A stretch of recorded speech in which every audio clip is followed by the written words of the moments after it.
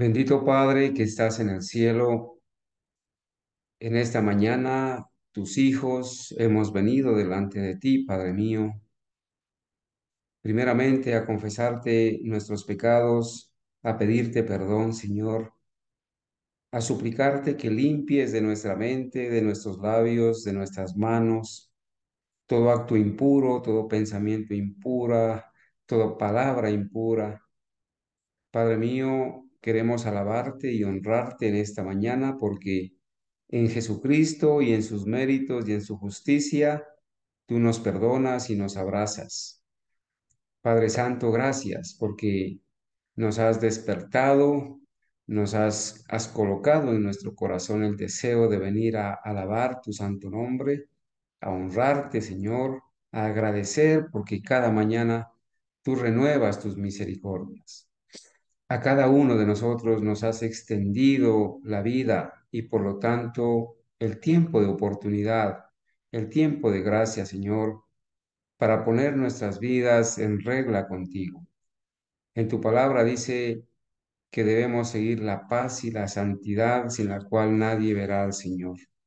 Hoy venimos a ti, Señor, para suplicarte el perdón de nuestros pecados.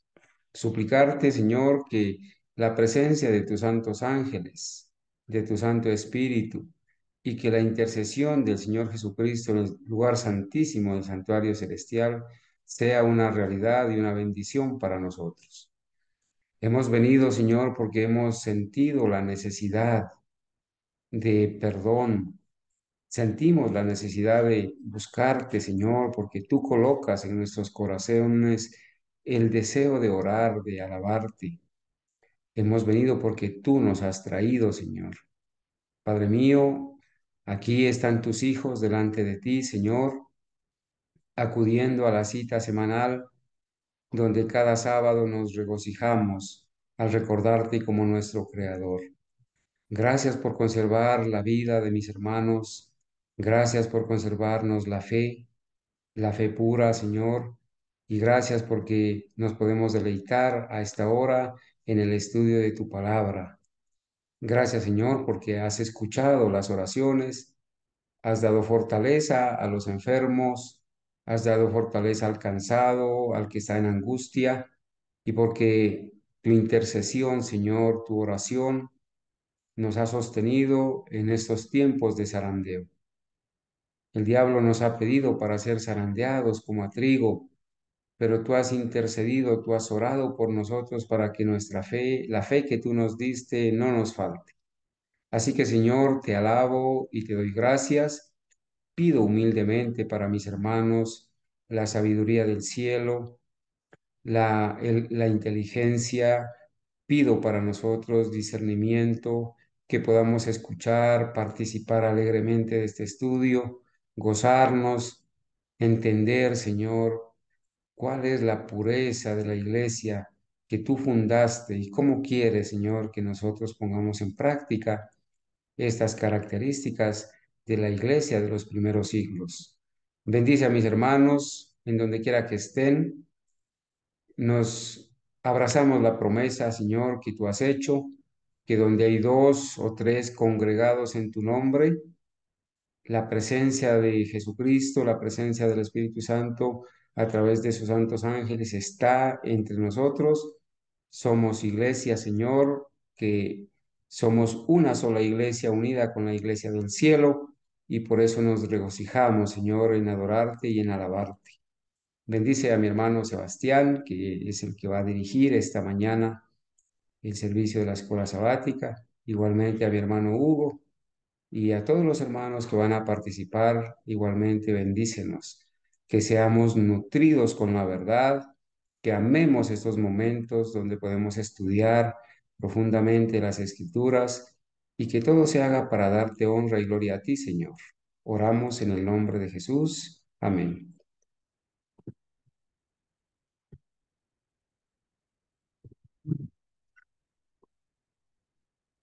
Bueno, mis amados hermanos, sin más preámbulos, entonces, hermano Sebastián, iremos hasta las 10:45 y en las horas de la tarde retomaremos también el estudio. Así que saludos a todos, un feliz santo sábado y Hermano Sebastián, el tiempo es suyo y de los hermanos. Buenos días, hermano Carlos. Buenos días para todos los hermanos. ¿Me escuchan bien? Sí, Sí, claro que sí, mi hermano. Todo está bien, gracias a Dios. Buenos días y un feliz sábado. gracias. Voy a compartir pantalla.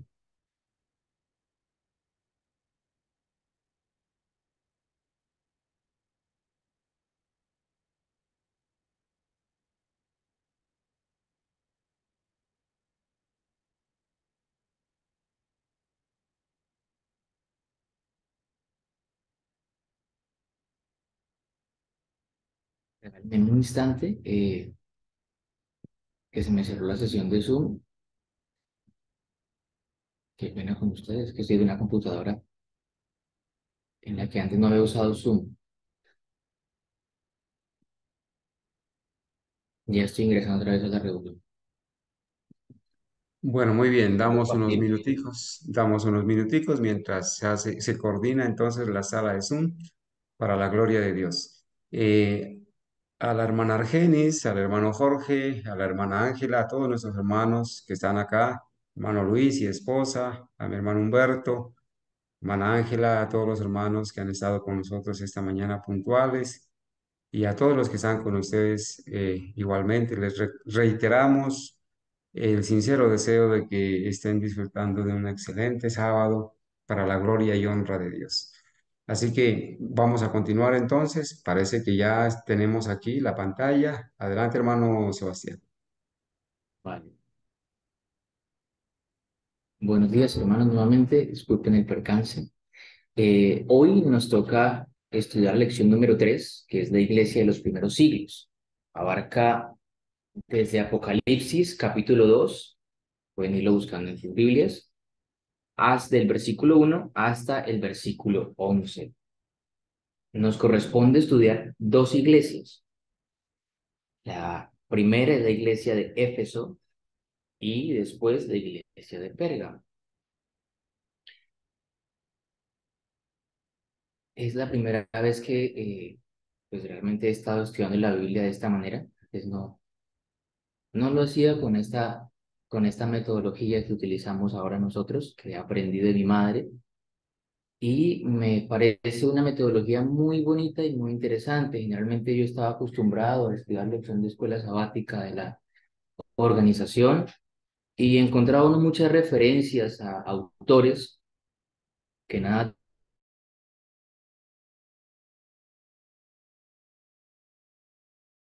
autores quizá que pertenecían a otras denominaciones religiosas y que tenían mezclas de teorías que no tenían o no tienen soporte en la Biblia. Como punto de partida, yo deseo recordar que en este momento del Apocalipsis, Juan está viviendo bajo la revelación que Dios le da, está viviendo bajo el Imperio Romano. Estamos casi al finalizar el primer siglo de la era cristiana, es decir, del año 1 hasta el año 100, y durante este siglo han sucedido una serie de cosas muy particulares. Roma ha estado ascendiendo y ha llegado a tener gran preeminencia en el mundo. La profecía lo expresaba. Es decir, que la profecía del Apocalipsis está inserta, arranca en el imperio romano de los Césares. El imperio romano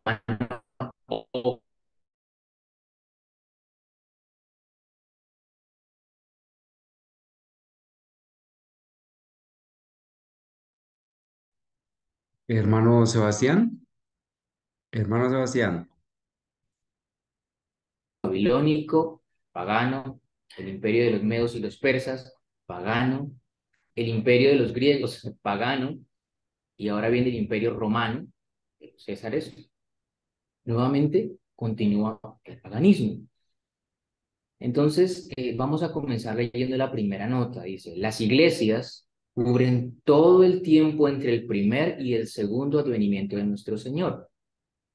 Condiciones en la iglesia real en Éfeso, donde Pablo trabajaba y la tradición dice que Juan vivió, era representativo a los tiempos apostólicos, es decir, alrededor del año 100 después de Cristo. Esmirna Es el momento de la persecución pagana, aproximadamente el 312 al 328 después de Cristo, en los tiempos del emperador Constantino, quien profesaba el cristianismo. Pérgamo, de la conversión del imperio al establecimiento del papado, del 533 al 538, Tiatira, el tiempo de la supremacía papal durante la larga edad oscura, y a una extensión limitada hasta el final. Sardis, el periodo siguiente a la supremacía papal, 1798 a 1833, y Filadelfia, desde el aumento del movimiento adventista alrededor de 1833 a 1844, y la Odisea, que empieza desde la apertura de la hora del juicio en 1844 hasta el final. Estas condiciones no siempre comienzan, ellos se superponen y uno se mezcla con otro. Como estuvimos estudiando anoche, la palabra Éfeso significa deseable, que es la iglesia en este periodo, en los días de la hora apostólica, había disfrutado de la doctrina de Cristo en su pureza, también como de los beneficios y bendiciones del Espíritu Santo recibidos.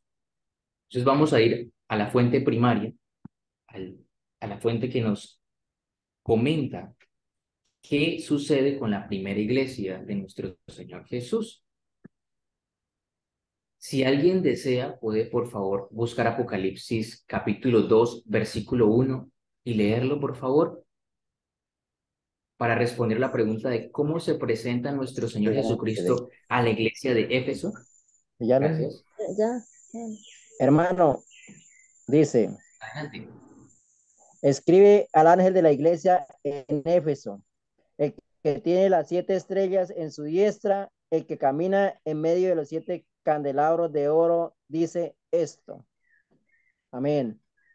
Bien, hay algo muy interesante. Respondamos la pregunta y luego hacemos el comentario. ¿Cómo se presenta entonces, hermano? ¿Cómo se presenta?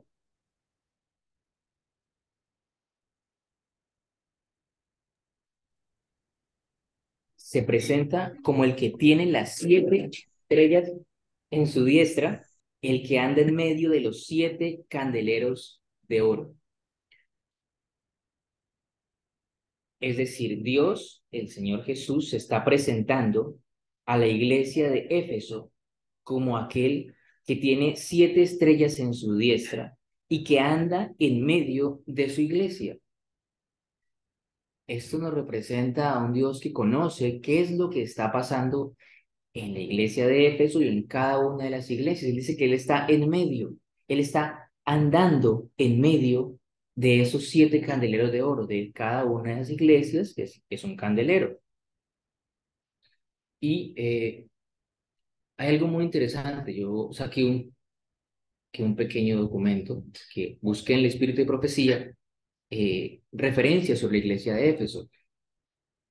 Como punto de partida, podemos comenzar diciendo que Pablo y sus compañeros de labor se dedicaron a la predicación del Evangelio, pero realmente cuando nos encontramos con el grueso, es decir, con la extensión de la obra apostólica, la vamos a encontrar eso en territorio pagano. Esto nos demuestra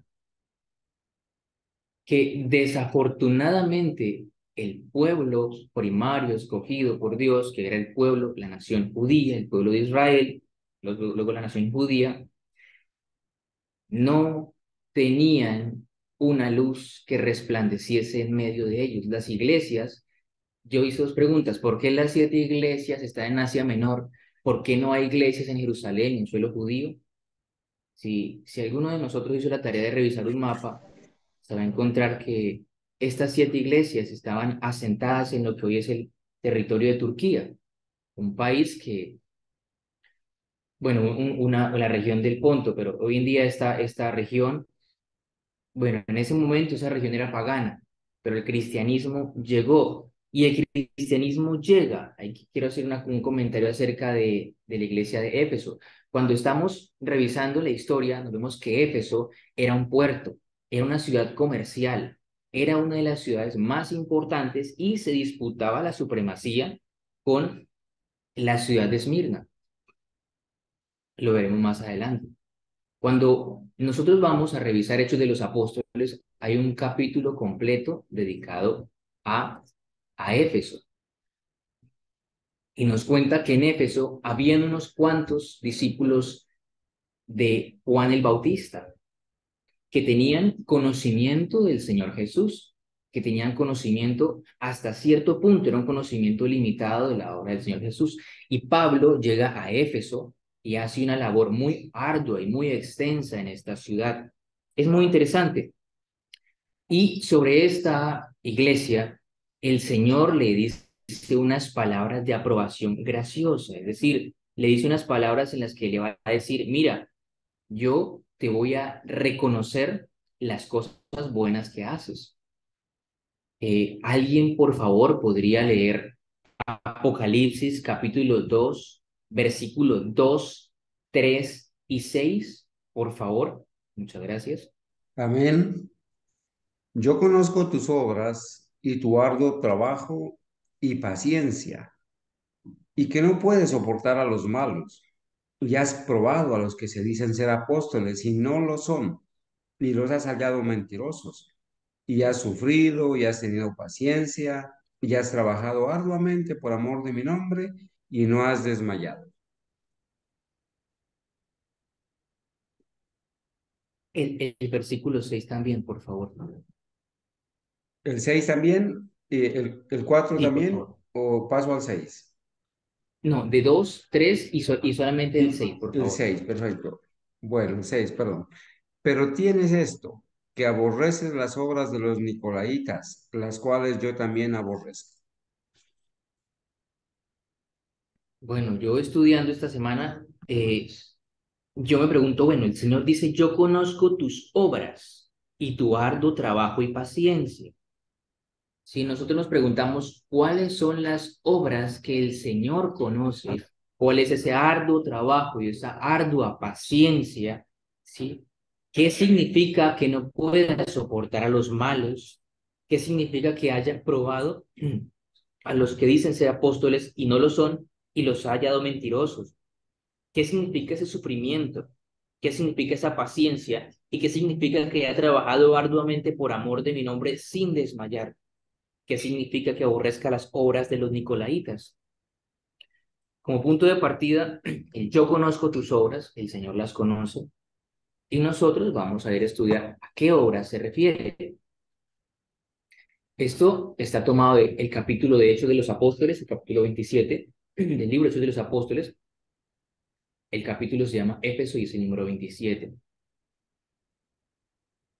Cuando Pablo llegó y les comentaba que encontró unos discípulos que habían sido bautizados por Juan y habían sido llevados a la doctrina, pero ellos no conocían el Espíritu Santo, ni siquiera habían oído acerca del Espíritu Santo.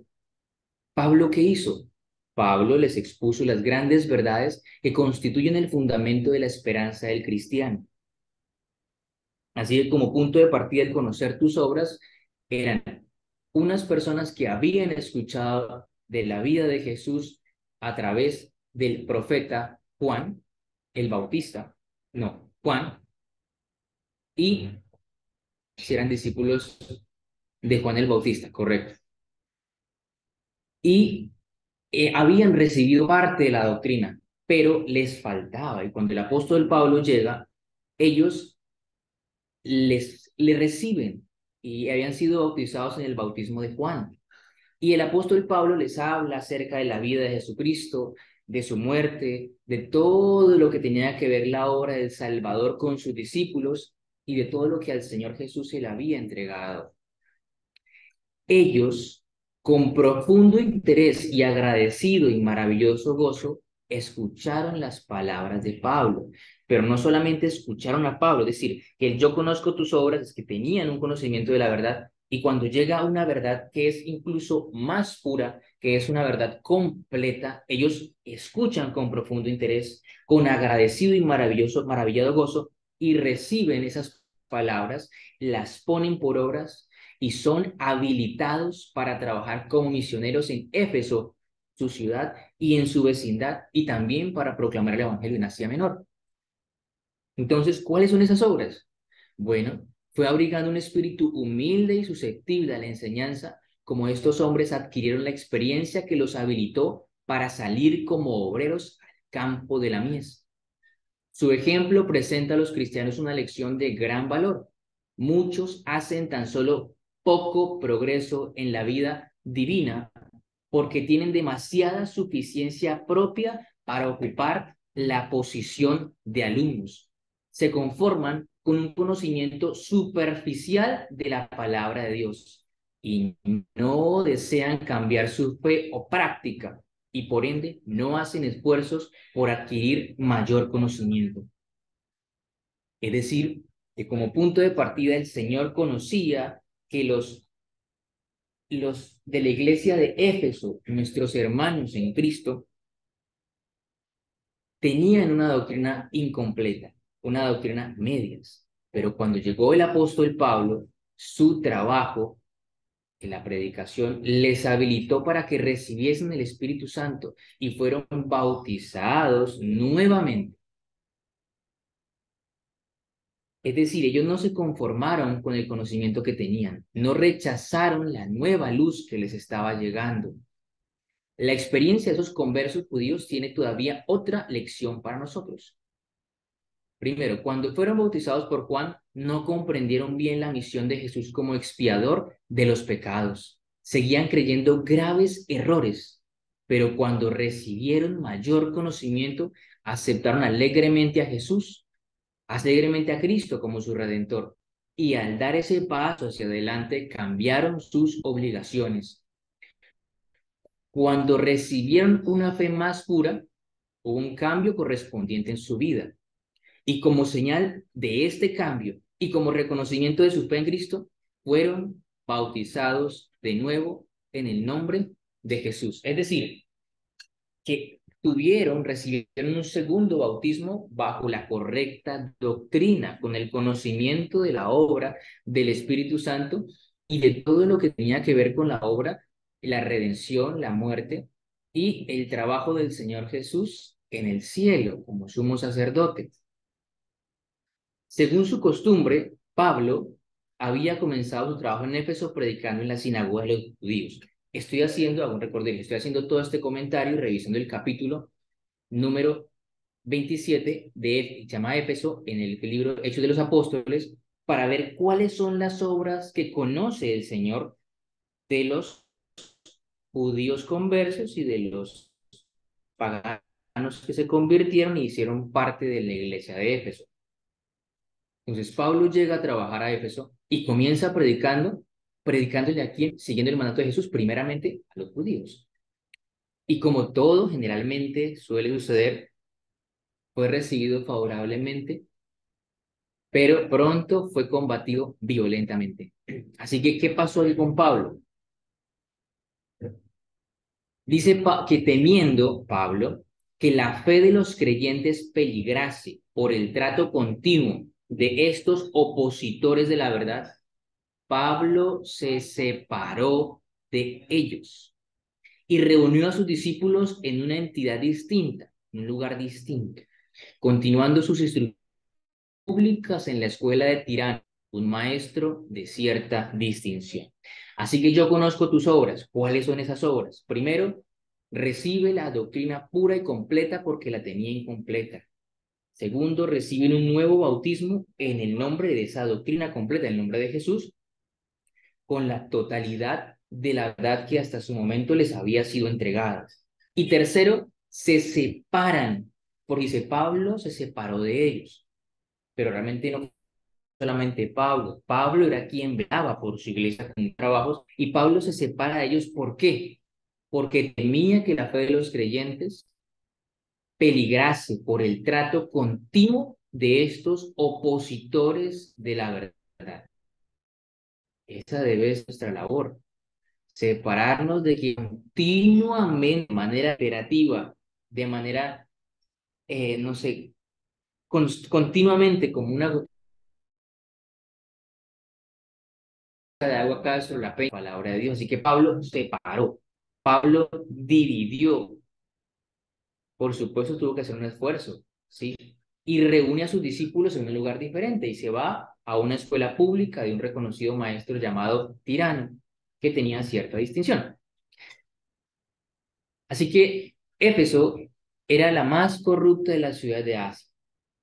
Bueno, Éfeso no era una ciudad, no era una ciudad pía, era una ciudad impía. Así que yo conozco tus obras. Vivían como luces en medio de la oscuridad y el paganismo. Era la más corrupta de las ciudades y también era la más magnífica. La superstición y los placeres sensuales dominaban en su abundante población. Era una ciudad populosa. Nosotros solemos pensar que las ciudades hoy en día son muy grandes, pero estas ciudades eran realmente grandes también para su época. Así que Pablo llegó a predicar una metrópoli y esta iglesia se estableció sobre una metrópoli inmensa. Era un puerto, era un centro. Bueno, voy a seguir leyendo. Dice, bajo la sombra de sus templos se amparaban criminales de todas clases. Esta expresión, bajo la sombra de sus templos, se amparaban criminales de todas clases.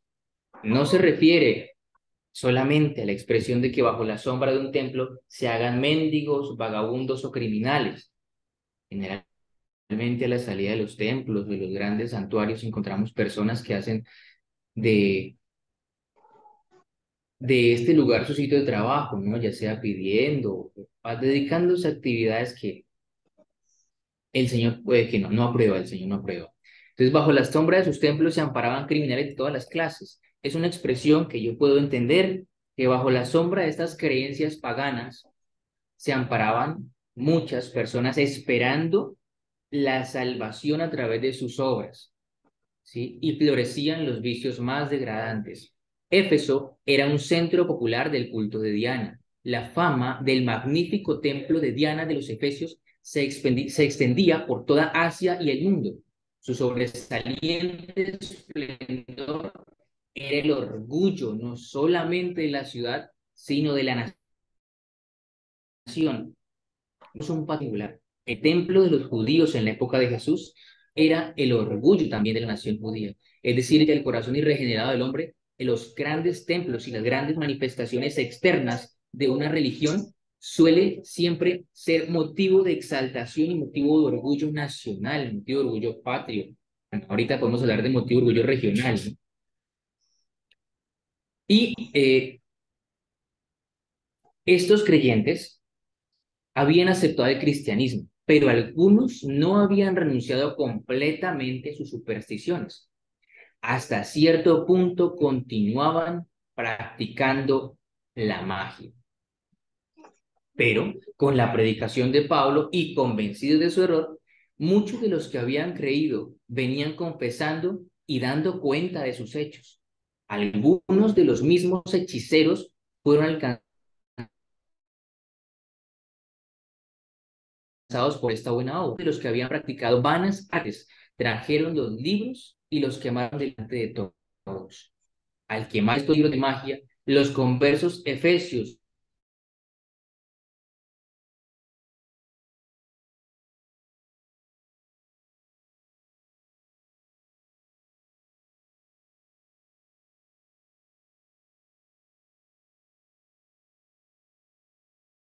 verdadera conversión.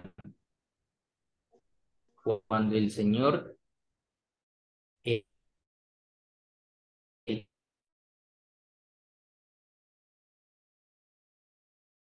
que tiene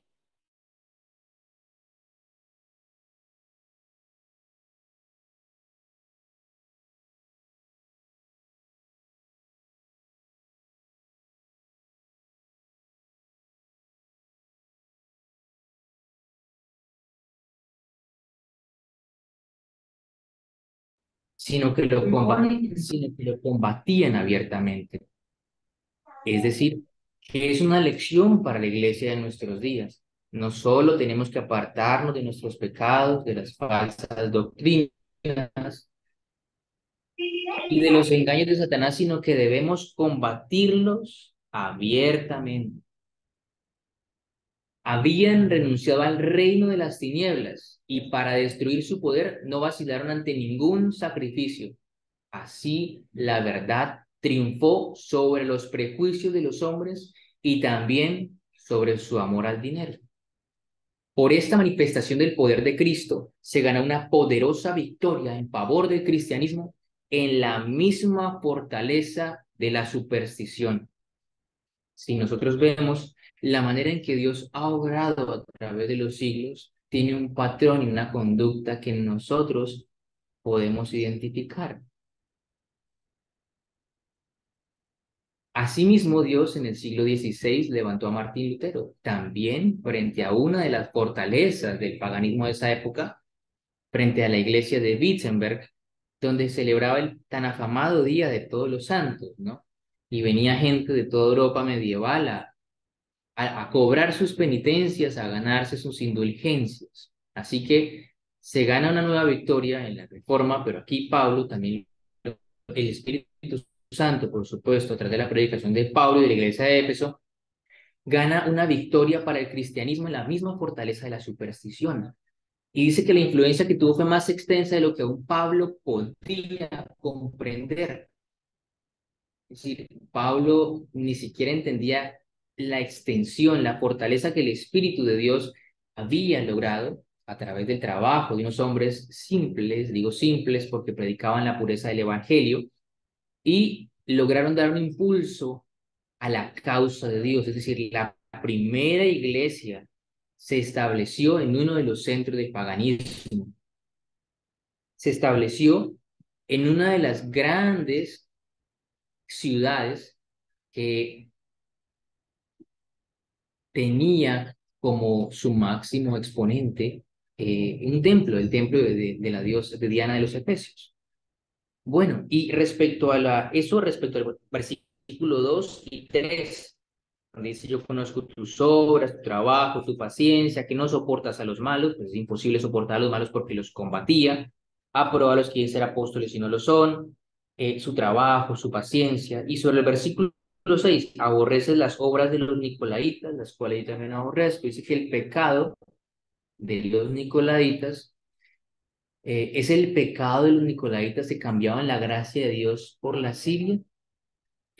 Eh, el libro de Urias Smith, en Apocalipsis, dice que los nicolaitas parece que eran personas cuyas acciones y doctrinas eran abominación para el cielo. En cuanto a sus doctrinas y prácticas, parecería que preconizaban la comunidad de esposas, consideraban con indiferencia el adulterio y la fornicación y permitían que se comiesen cosas ofrecidas a los ídolos. Bueno, volvemos aquí nuevamente a la lección y vamos a ver en qué palabras es reprobada la iglesia. Por favor, ¿alguien puede leer el versículo 4? Apocalipsis capítulo 2, versículo 4.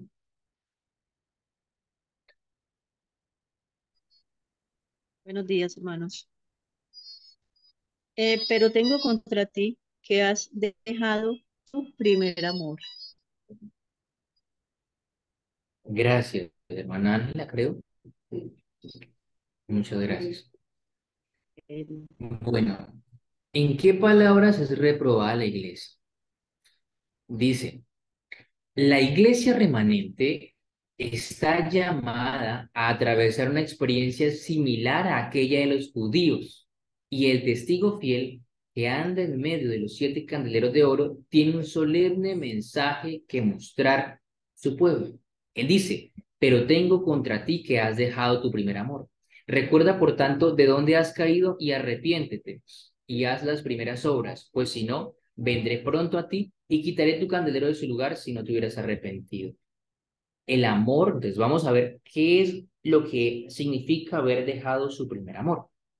El amor de Dios se ha estado desvaneciendo en la iglesia y como resultado, el amor de yo ha surgido con renovado vigor. Con la pérdida del amor de Dios ha venido la pérdida del amor por los hermanos. La iglesia puede corresponder con toda de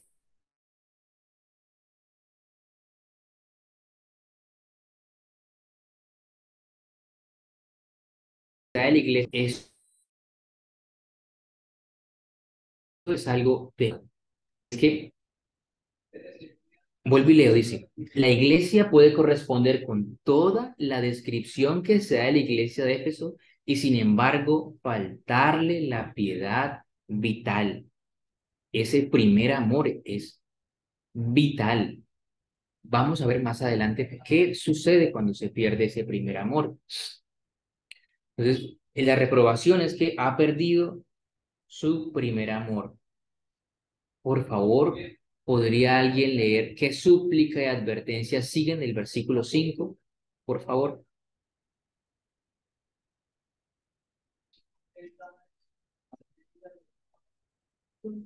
Amén, hermano. Por tanto, eh, recuerda de dónde has caído y arrepiéntete y haz las primeras obras. Si no te arrepientes, vendré a ti y quitaré tu candelabro de su lugar. Vamos a leer la nota número 2 que está aquí y dice así. El primer amor, el calor del afecto experimentado cuando se recibió por primera vez al Salvador y la esperanza del primer mensaje que amaneció sobre la mente, se había desvanecido un poco en proceso de años, bajo cuidados y pruebas. Señor, ¿soy yo? El primer amor debe ser renovado por un giro a Jesús para el perdón de todo pecado, la rendición completa del corazón y entonces, constreñido por el amor de Jesús hacia los demás, el nuevo converso, aunque tal vez sea un viejo profesor, tendrá una nueva experiencia y contar con una nueva canción para cantar, incluso una alabanza a Dios.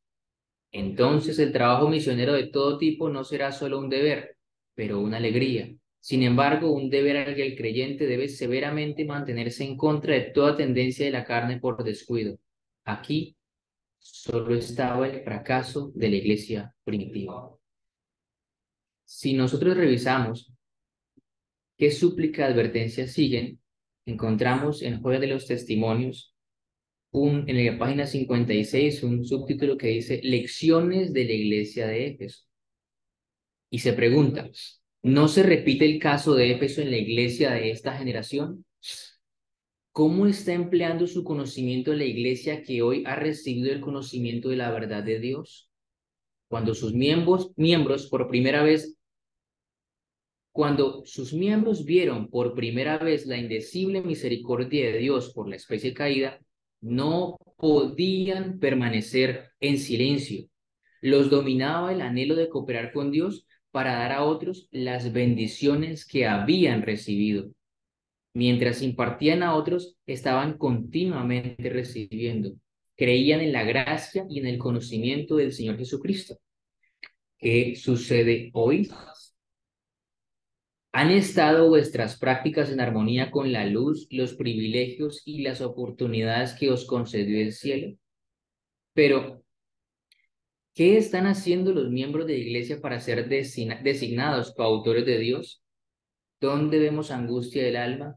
¿Dónde vemos a los miembros de la iglesia absortos en temas religiosos, entregados a la voluntad de Dios? ¿Dónde vemos a los cristianos sintiendo su responsabilidad de hacer de la iglesia un pueblo próspero, despierto, comunicador de la luz? ¿Dónde están los que no escatiman trabajo y amor por el Maestro?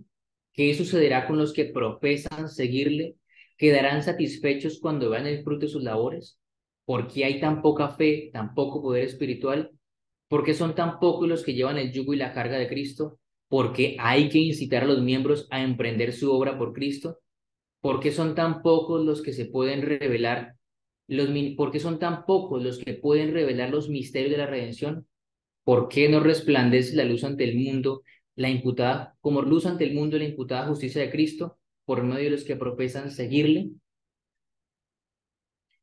Dice, al principio, lo que distinguía a la iglesia de Éfeso, estamos mirando de dónde has caído. Es decir, en principio lo que distinguía a la iglesia de Éfeso era la sencillez y el fervor de un niño. Manifestaba un amor sentido, vivo y ferviente por Cristo. Los creyentes se regocijaban en el amor de Dios porque Cristo estaba continuamente presente en su corazón. La alabanza de Dios estaba sobre sus labios y su actitud de agradecimiento estaba de acuerdo con el agradecimiento de la familia celestial. Llenos de amor por su Redentor, buscaban como su más alto objeto ganar almas para Cristo. No pensaban guardar para sí el precioso tesoro de la gracia de Cristo.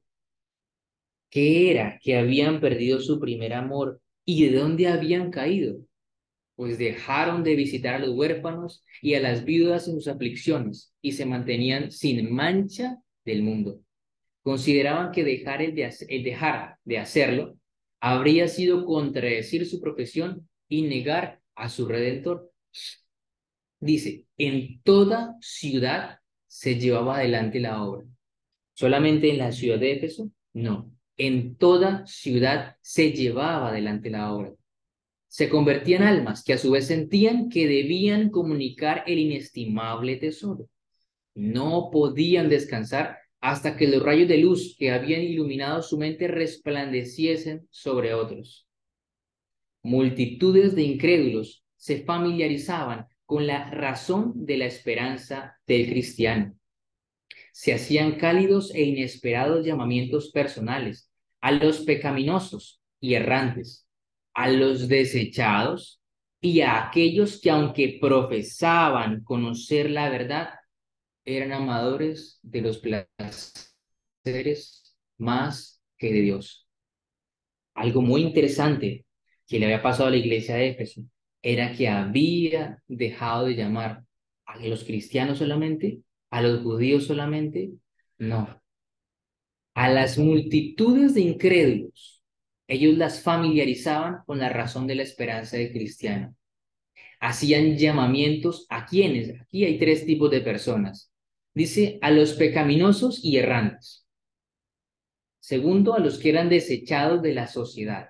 Y por último, aquellos que aunque profesaban conocer la verdad, amaban más los placeres que a Dios. Es decir, ellos predicaban a tiempo y fuera de tiempo. Y predicaban a todo el mundo sin hacer acepción de ningún tipo de persona. No, es que la Biblia fue escrita o el Espíritu de Profecía fue escrito solo para el pueblo de Dios, solo para los... No, la palabra de Dios fue dada para la totalidad de las personas. Pero después de un tiempo, el celo de los creyentes, su amor a Dios y entre sí, empezó a disminuir. Penetró la frialdad en la iglesia. Surgieron divergencias y los ojos de muchos dejaron de contemplar a Jesús como autor y consumador de la fe. Las masas que podrían haber sido convencidas y convertidas por la práctica fiel de la verdad fueron dejadas sin amonestación. Su falta de interés por la salvación de las almas demostraba que había perdido su primer amor, porque nadie puede amar a Dios con todo el corazón, la mente, el alma y las fuerzas, sin amar a aquellos por quienes Cristo murió. Dios los llamó a arrepentirse y a hacer las primeras obras. No puede ser que quitase su candelero de su lugar. Y ahora, ¿cuáles fueron las primeras obras? Bueno, resulta que una vez al año se celebraban en Éfeso ceremonias especiales en honor a la diosa Diana. Al igual que algunos cuantos siglos después, en Wittenberg se celebraba una vez al año una procesión en nombre de la fiesta de todos los santos. Así que multitudes de toda la provincia, del Imperio Romano, iban allá. Ese tiempo de fiesta, dice, constituía un tiempo de prueba para aquellos que acababan de aceptar la fe. Estamos mirando de dónde ha caído, ¿sí? Que se arrepienta y vuelva a hacer las primeras obras. Así que la compañía de los creyentes que se reunía en la escuela de Tirano era una nota discordante en el coro festivo y se los hacía objeto de ridículo, reproche e insulto. Es muy claro el espíritu de profecía. Hace un tiempo aquí vino un pastor con su esposa y le insistió a mi madre que ella debía sujetarse como Pablo lo hizo a la organización. Y cuando uno realmente estudia, uno se da cuenta que desgraciadamente muy tristemente. Los pastores no conocen el espíritu de profecía y no conocen la historia. La iglesia de Éfeso, me perdonarán las palabras que voy a decir, era una iglesia disidente de la organización religiosa de su época, no de los principios cristianos. La iglesia de Éfeso era una iglesia que, ¿qué era? Era una nota discordante. Se los hacía objeto de ridículo, reproche e insulto, pero no solamente por los paganos. También los judíos rechazaban esta iglesia de Éfeso. Y lo vamos a ver. Entonces, dice que las labores de Pablo habían asestado al culto pagano un golpe eficaz, en consecuencia del cual se notaba un decaimiento perceptible en la asistencia a la fiesta nacional y en el entusiasmo de los adoradores, igual que el golpe eficaz que había asestado la obra de Lutero. La influencia de sus enseñanzas se extendía mucho más allá de los conversos efectivos a la fe. Muchos que no habían aceptado abiertamente las nuevas doctrinas llegaron a iluminarse hasta tal punto que perdieron toda confianza en sus dioses paganos. Bueno, el primer descontento era por el golpe eficaz que se había acertado sobre las creencias de aquellos paganos que perdieron el interés en sus dioses. Y el segundo, la segunda causa de descontento tuvo que ver con que se había convertido en un extenso y lucrativo negocio en Éfeso la fabricación y venta de pequeños santuarios e imágenes moldeadas conforme al templo y a la imagen de Diana. Este mismo capítulo nos dice que en Éfeso había unas profesiones muy curiosas, profesiones muy particulares, propias solamente de Éfeso. Así que podemos imaginarnos a todos los talladores, a los que esculpían, a los que hacían en cera, en mármol, en madera, quizá lo más económico, en barro, en arcilla, muñequitos, santuarios, reproducciones del templo de Diana de los Efesios. No nos queda muy difícil imaginarlo porque hoy en día se vive exactamente lo mismo. Se vive exactamente lo mismo, ¿no? No ha cambiado mucho la estrategia de Satanás. Y estas personas, los que estaban interesados en esta industria, descubrieron que sus ganancias disminuían y todos concordaron en atribuir al desventurado cambio las labores de Pablo. Dice, si se da al ángel de cualquier una iglesia una comisión como la que le fue dada al ángel de la iglesia de Éfeso, óigase el mensaje mediante instrumentos humanos que reprochen el descuido, la apostasía y el pecado a fin de que la gente sea inducida al arrepentimiento y a la confesión del pecado. Nunca tratéis de ocultar el pecado, pues en el mensaje de reproche Cristo ha de ser proclamado como el primero y el último, como aquel que es todo y en todo para el alma. Ahora, eh,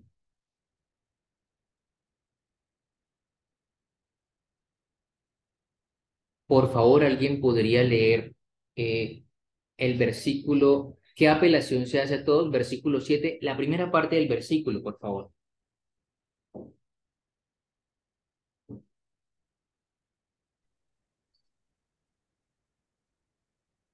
Capítulo 2, versículo 7, la primera parte.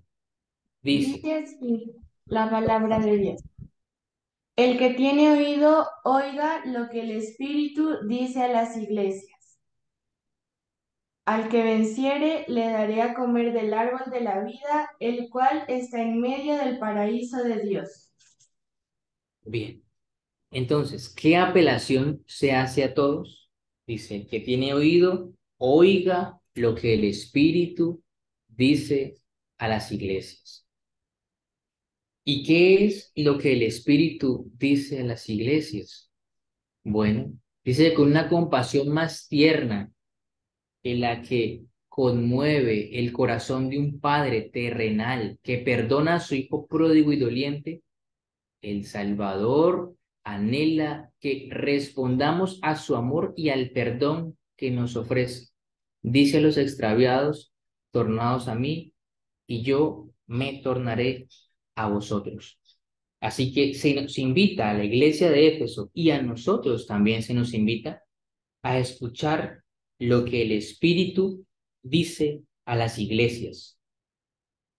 Ojo, no está diciendo lo que el Espíritu dice a la iglesia de Éfeso, está diciendo lo que el Espíritu dice a las iglesias, a todo el conjunto de las iglesias. El que tiene oído, oiga.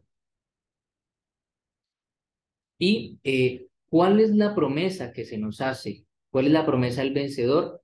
También ya leyó en el versículo 7, que dice, al que venciere le daré a comer del árbol de la vida, el cual está en medio del paraíso de Dios. El libro de Urias Smith expresa que ese árbol de la vida es el mismo que estaba a disposición de nuestros primeros padres de Adán y Eva, y que fue llevado al cielo y está ya guardado, resguardado el paraíso, el primer hogar de nuestros padres está allá, y se nos dice que al que venciere se le va a dar de comer el árbol de la vida, el cual está en medio del paraíso de Dios. Eh, Mis hermanos, si alguien quiere participar, alguien desea exponer sus ideas, quiere hacer un comentario, pues es tiempo para que lo haga. Si quieren subrayar algo, por favor, adelante. Por la iglesia de Éfeso. Sobre la iglesia de Éfeso.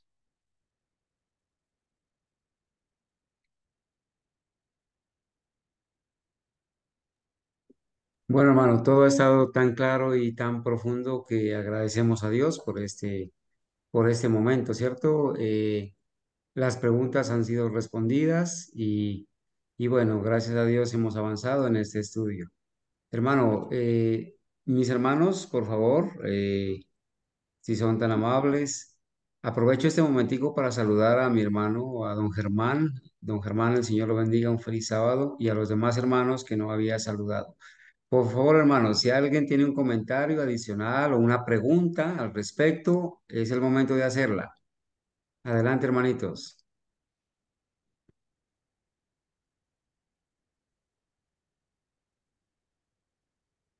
Bueno, parece que todo está claro, hermano. Vale. Adelante, hermano Sebastián. Un comentario que está. Aquí hay tengo un mensaje. Quiero revisar un momento. Alguien nos ha escrito un mensaje y dice lo siguiente.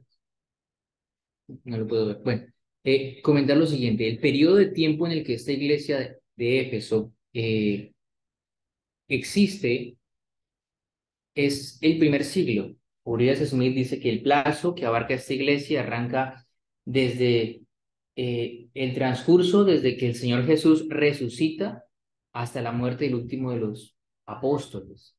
Casi 100 años. Sí, no, menos de 100 años. Unos 80 años más o menos, 70 años quizá. Pero transcurre y termina al final del primer siglo. Hay que decir que durante este periodo esta iglesia sufre una serie de transformaciones históricas durante el Imperio Romano. Hay una serie de epidemias, una serie de guerras, una serie de dificultades, una serie de transformaciones en el orden militar que poco a poco se van a ver reflejados sobre la iglesia de Esmirna y sobre la iglesia de Pérgamo posteriormente. Así que esta iglesia de Éfeso sufre persecución. El apóstol Pablo la desencadena todo lo que fue que le echasen la culpa a él, el Espíritu Santo y unos hombres que tenían poder e influencia y junto a los hermanos de la primera iglesia de Éfeso, le escondieron, le sacaron de la ciudad y dos hermanos que hacían parte de la iglesia de Éfeso fueron arrastrados como a la plaza principal. Allá la turba enfurecida los quería acabar, pero no tenían nada que pudieran hacer contra ellos, porque estaban buscando era específicamente a Pablo. También se muestra que unos judíos quisieron tomar el nombre de Jesús para sacar unos demonios. Y los hijos de un hombre que era un judío importante en la sinagoga consiguieron un endemoniado y le dijeron que en el nombre de Jesús le reprendían. Y él les respondió que él a Jesús lo conocía y a Pablo también, pero que ustedes, ¿quiénes eran? Y los golpeó, los hirió y los envió desnudos fuera de esa casa. Nos cuenta el libro de Hechos de los Apóstoles. Así que Pablo enfrentaba la verdad y el error, pero también enfrentaba la verdad mezclada con error.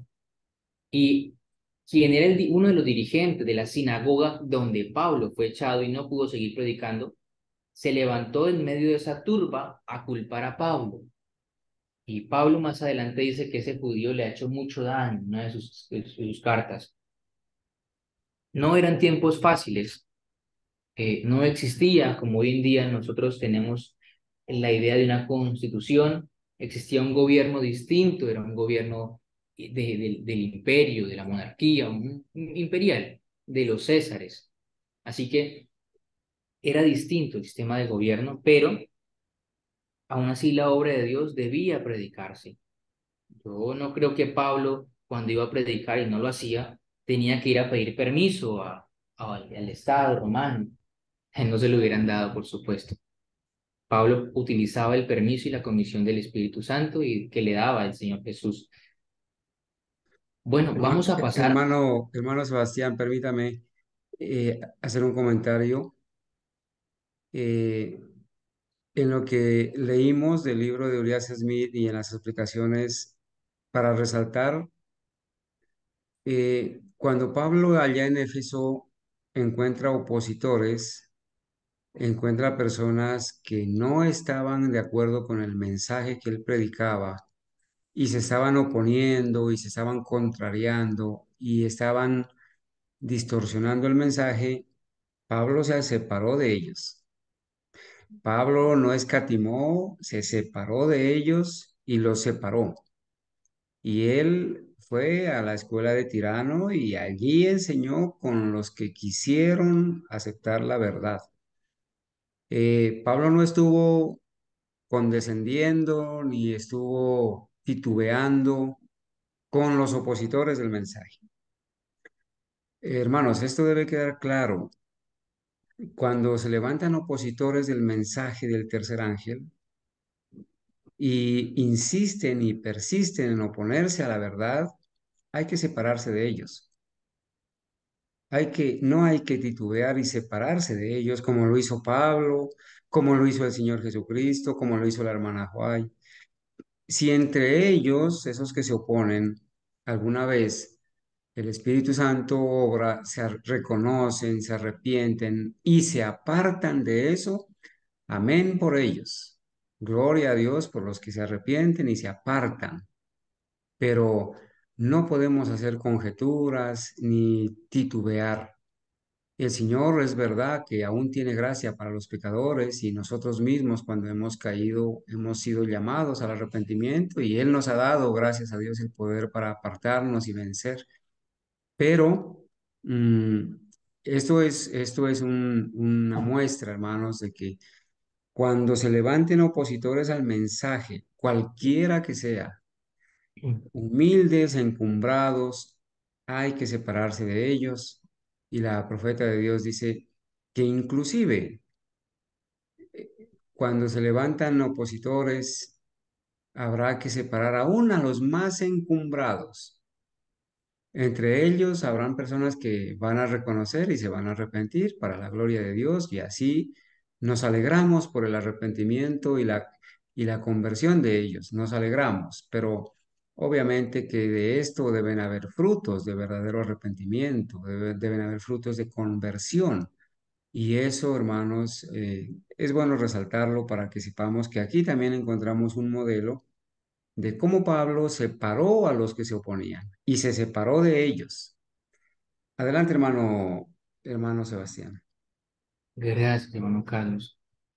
Eh, Continuando con la iglesia de Esmirna, es muy interesante porque me topé algo curioso investigando y es que, bueno, Esmirna era una ciudad que rivalizaba económica, política, militar y comercialmente, bueno, económicamente incluye lo comercial, con Éfeso. Estaba a escasos 60, 70 kilómetros de distancia y también era un puerto.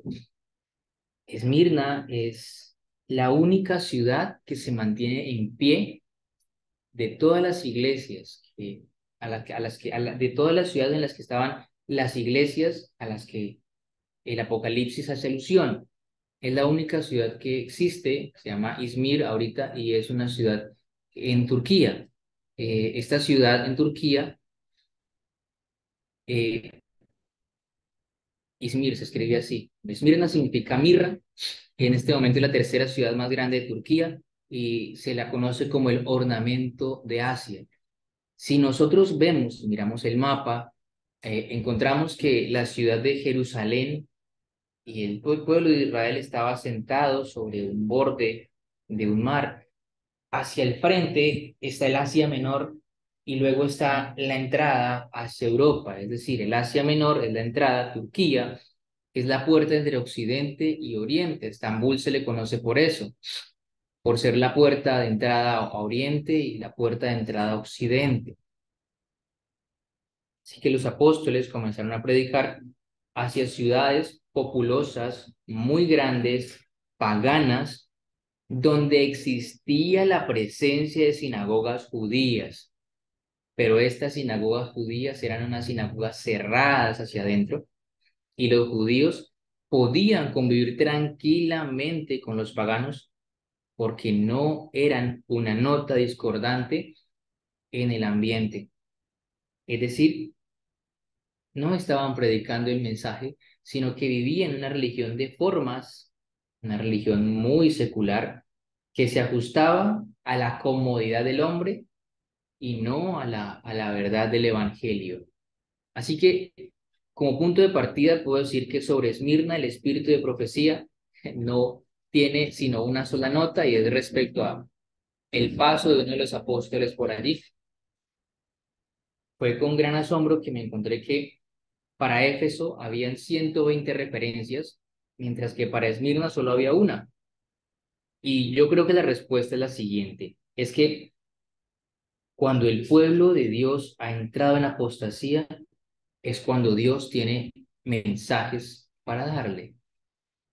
Por eso encontramos que la proliferación de profetas comienza una vez el pueblo de Dios se ha apartado de la verdad del Antiguo Testamento, con Isaías, Jeremías, Ezequiel, Daniel, Amós, Jonás y todos los demás profetas tienen un mensaje y entre más agreste sea la resistencia que ejerza el pueblo de Dios sobre la obediencia a su ley, a sus mandamientos y a la comisión que Dios les ha dado, que para su tiempo es verdad presente, pues más mensajes levanta Dios en su infinita misericordia. Pero vamos a ver quiénes son los que habitan en la iglesia de Esmirna y cuál es el mensaje que Dios tiene para esta iglesia.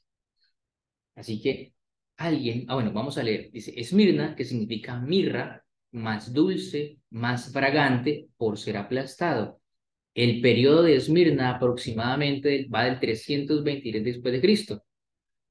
Va porque comienza el año 100 hasta el 323. Cubrió un tiempo de gran persecución. Bueno, en la iglesia de Esmirna estamos a punto de ver cómo comienza el imperio romano a desmoronarse. Ya sobre el 323 poco a poco comenzaban los bárbaros a hacer las invasiones en la Roma, del Roma imperial, el Imperio Romano Occidente. Y vemos cómo hay una serie de ascensos que tienen que ver con la persecución que van a sufrir de unos personajes llamados emperadores soldados. Estas personas tenían unas creencias muy curiosas y eran distintas de las creencias paganas, eran una mezcla de creencias extrañas. Y ellos comienzan a ascender al trono de los Césares, pero llegan por la vía militar, como Diocleciano, como Constantino.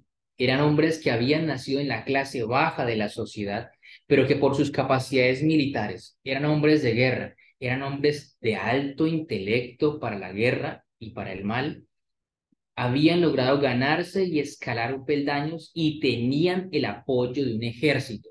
Entonces, le disputaban a la clase de los senadores, que eran los importantes en Roma, la guerra.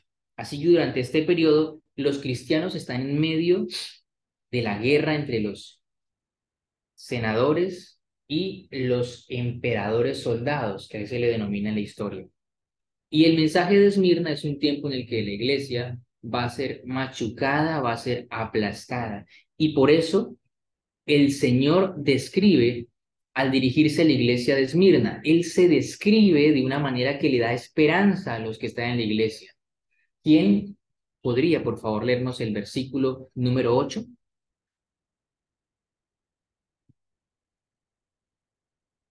De Apocalipsis.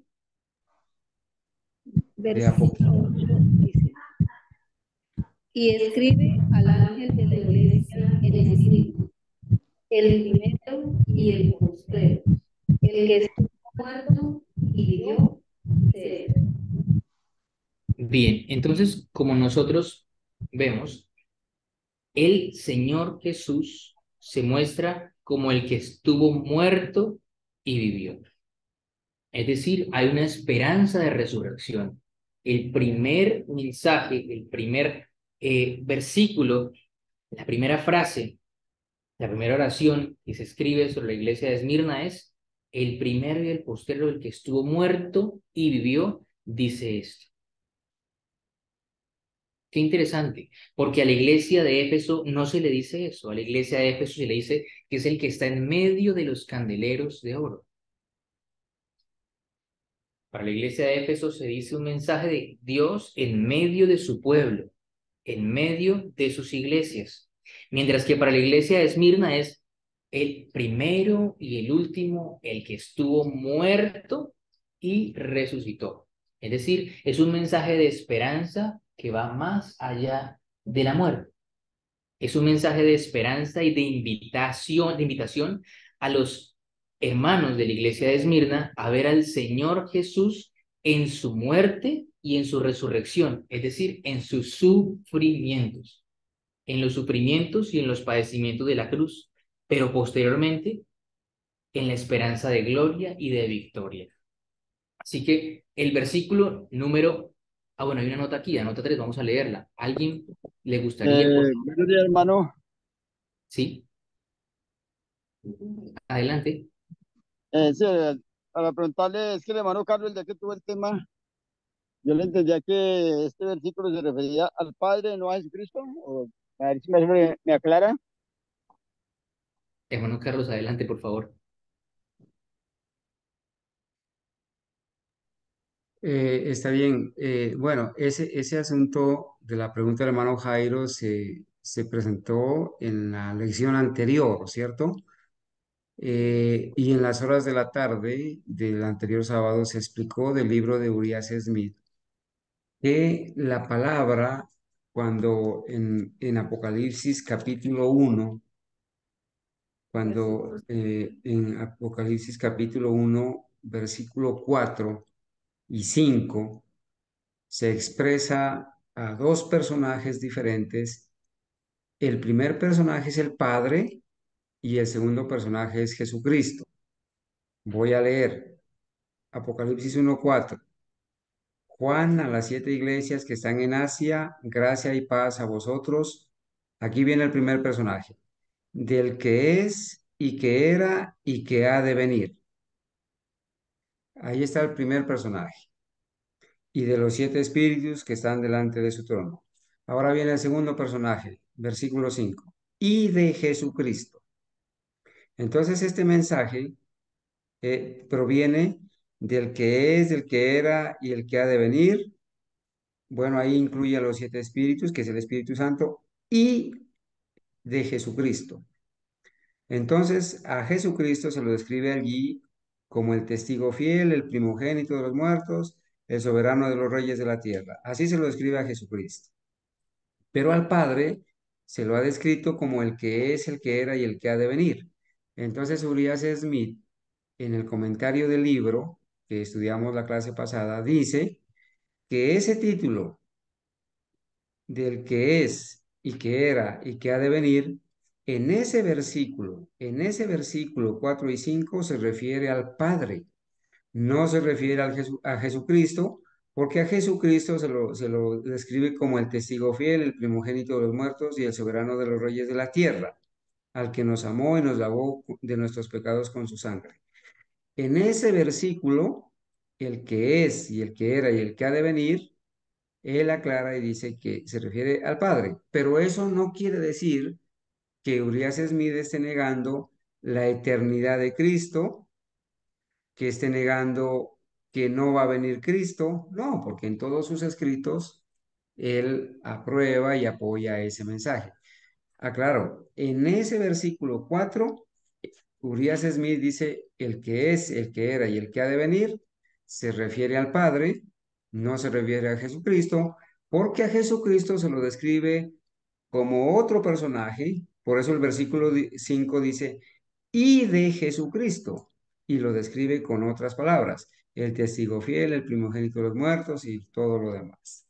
Entonces el hermano Jairo está preguntando lo mismo, ¿cierto? Y quizás está tratando de quizás escuchar esta explicación de parte de los otros hermanos, pero yo pienso que lo que leímos en el libro, en la clase pasada del sábado en la tarde, está pues claro y no es que se esté negando la eternidad de Cristo, sino que en ese versículo específicamente, él dice que es, el que era y el que ha de venir, se refiere al Padre y al Hijo lo describe de otra manera. No sé, mi hermano Jairo, si está clara la respuesta o si es necesario volver a leer lo que leímos en la clase pasada. Sí, mi hermano, está bien claro, gracias.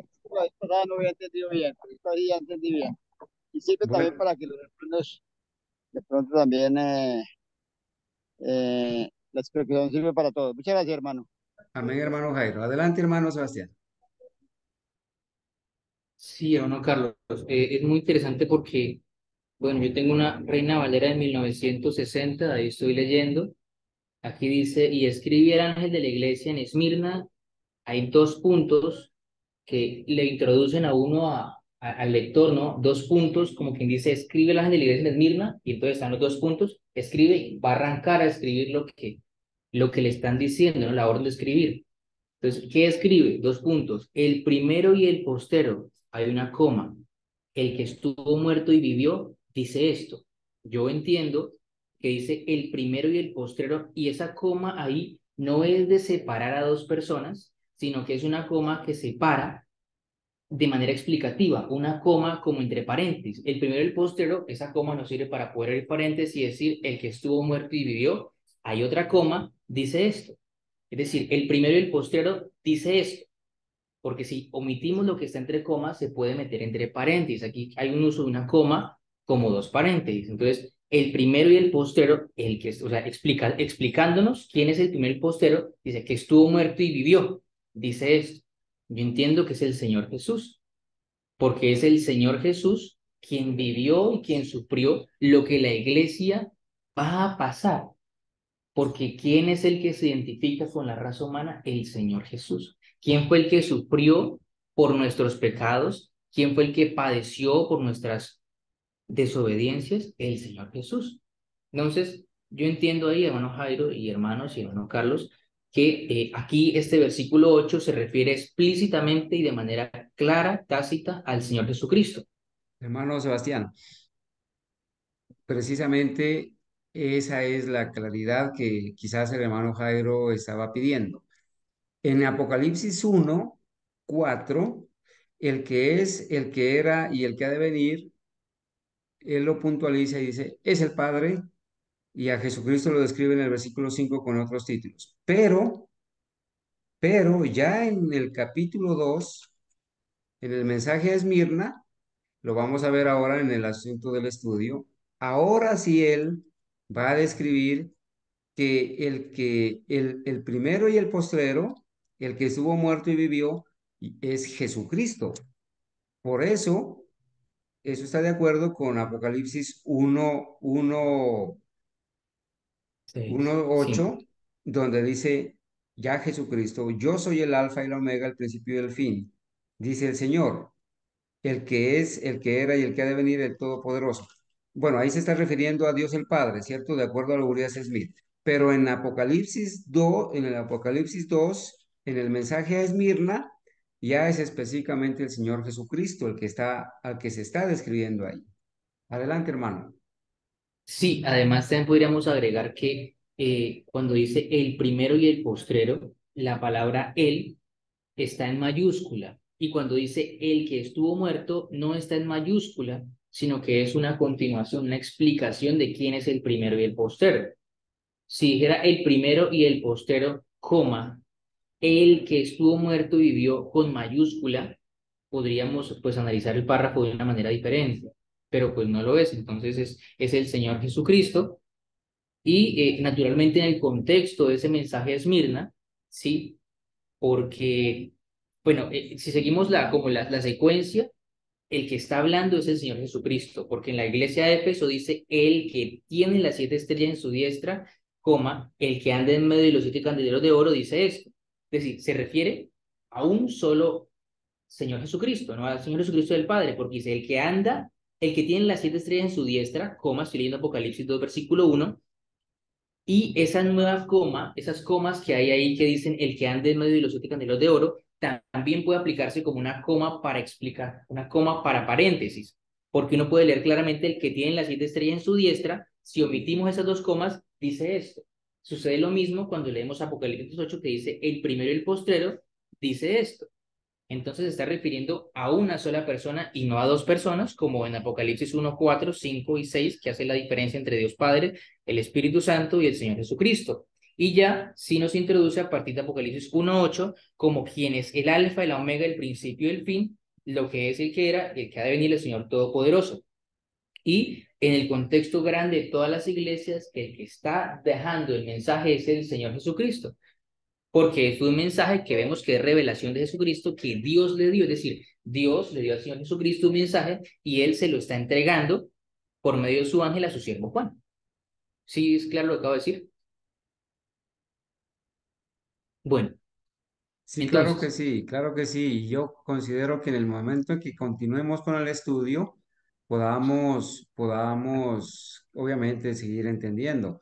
Hay un texto el, muy, muy bonito, hermano, muy valioso. La hermana Mónica nos comparte el texto de Isaías, ahí en el chat, si puede leerlo, hermano. Isaías Eh, 44, 6. exactamente. Fíjense ese Isaías texto donde se presenta algo bien interesante. Yo creo que en dice, dice... sí, le iba a leer, así dice Jehová, Rey de Israel y su Redentor, Jehová de los ejércitos. Yo soy el primero y yo soy el postrero y fuera de mí no hay Dios. Fíjense que esas palabras provienen tanto del Padre como del Hijo.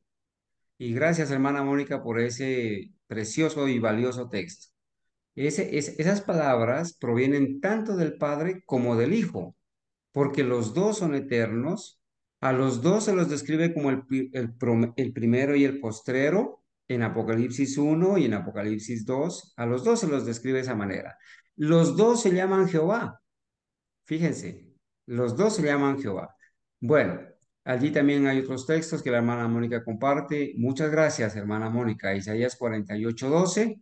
Si tienen a mano, hermanos, los podemos leer porque estos son aportes muy valiosos de los hermanos. Y podemos tomar el tiempito, ¿cierto? No importa si nos extendemos un poquito. Isaías 48:12. ¿Alguien que lo tenga, por favor? Amén, hermano. Óyeme, Jacob, y tú, Israel, a quien llamé, yo mismo, yo el primero, yo también el postrero. Perfecto. Ahí también se describe, ¿no? Con las mismas palabras. Y allí hay el texto de Apocalipsis 1:17, que ya lo hemos leído, ¿cierto? Sin embargo, vale la pena leerlo. Cuando le vi, caí como muerto a sus pies, y él puso su diestra sobre mí, diciéndome, no temas, yo soy el primero y el último. Interesante, muy interesante estos textos, hermanos. Lo mismo dice Apocalipsis 22:13. Adelante, hermano Sebastián. Bien, entonces, bueno, teniendo ya claro a quién se refiere el versículo 8, muchas gracias, hermano Jairo, por su pregunta, muy valiosa. Eh, Hay una nota 3. La nota 3 dice, la voy a leer: Él que sufrió, murió y se levantó, nuevamente viene a alentar a los que sufren en Esmirna. Entonces, la iglesia de Esmirna es una iglesia que de su principio es presentada como una iglesia sufriente, una iglesia perseguida, una iglesia aplastada, una iglesia machacada. ¿Alguien quiere, por favor, leer el versículo 9, Apocalipsis capítulo 2, versículo 9?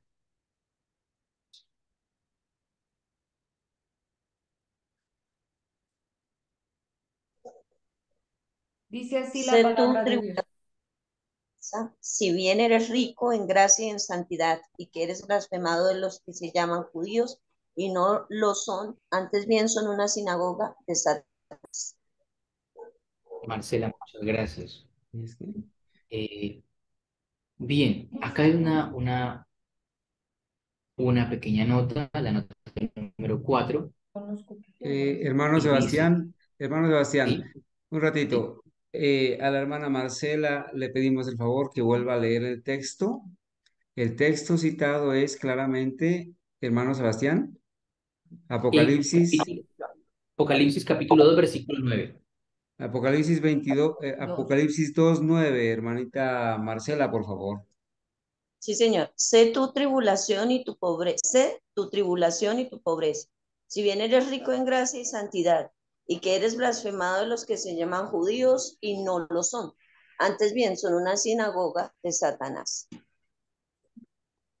Hermana, gracias. ¿Usted nos podría dar la versión de la que está leyendo, por favor? ¿Qué versión es?